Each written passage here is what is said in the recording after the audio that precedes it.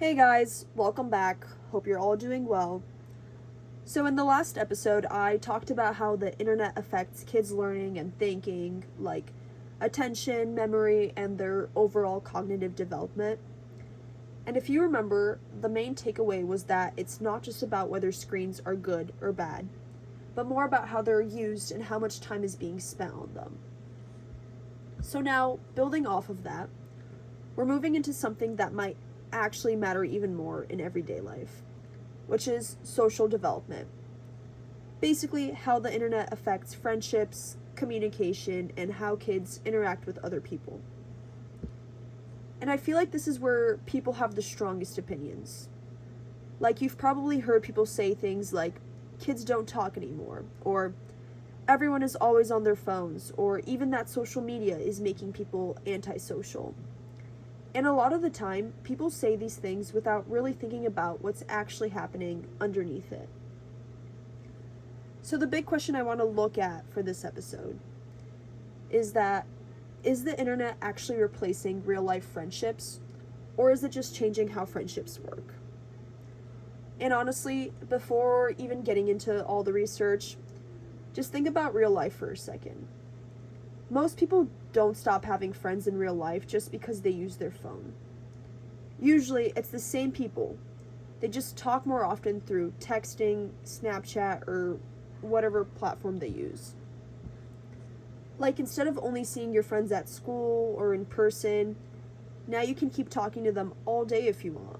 You can send TikToks, you could check in, talk about random things, or just stay connected in a way that really wasn't possible before.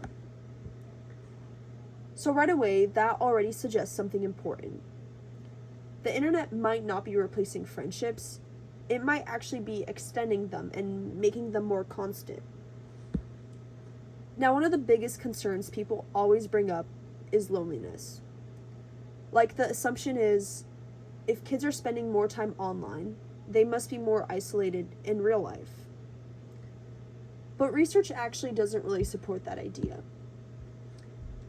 There's a study by Rude and others from 2013 that found that kids who spend more time on the internet actually report feeling less lonely, not more. And I feel like that's kind of surprising because it goes against what people usually think. But if you actually think about it, it makes sense. Kids today have way more ways to connect with people than before.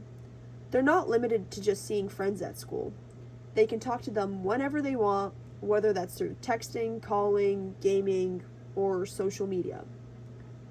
So instead of reducing social interaction, the internet can actually increase it and make it more frequent. And I think part of the confusion comes from how people define what counts as being social. Like, some people only count face-to-face interaction as real social interaction. But that's kind of ignoring the fact that communication can still be meaningful even if it's happening online. Like, texting a friend, calling them, FaceTiming them, those are still real interactions. You're still sharing thoughts, emotions, and experiences. So the internet isn't necessarily making kids less social, it's just changing how they're social and what that looks like. And honestly, that change can feel weird to older generations, which is probably why there's so much concern about it.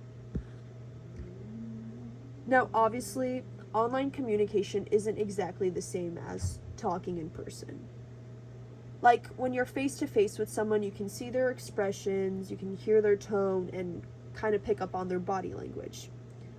And those things are important for understanding emotions and building relationships. But that doesn't mean online communication is worse, it's just different. In fact, research by Valkenberg and Peter 2011 showed that online communication can actually make it easier for some people to express themselves, even if they're shy or anxious. Because when you're texting or messaging, you have more time to think about what you want to say. You're not put on the spot in the same way you are in real life.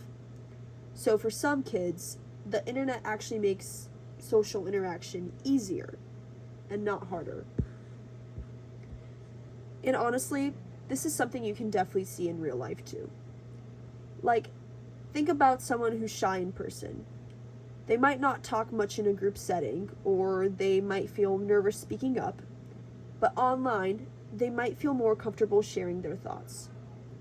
So instead of the internet making them less social, it might actually give them another way to communicate and be included. And that's something that often gets overlooked.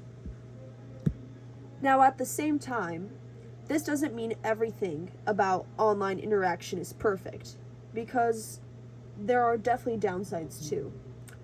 For example, sometimes online communication can lead to misunderstandings since you don't have tone or body language to help explain what someone means. A message can come across differently than it was intended. Also, if someone relies too much on online interaction, they might not get as much practice with face-to-face communication, which is still an important skill in today's life. So again, it's not just positive or negative. It really depends on how it's being used. So, yeah, that's kind of where we're at so far. The main thing to take away from this episode is that the internet isn't just making kids antisocial, like people sometimes think. It can actually help them stay connected and even make communication easier in some cases. But at the same time, it does change how interaction works, and that can come with some downsides too. So, it's not really about losing social skills.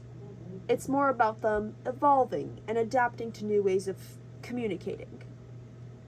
And that leads perfectly into the next episode, because now that we've talked about general social interaction, the next step is looking at the more complicated side of this, which is social media and emotional development.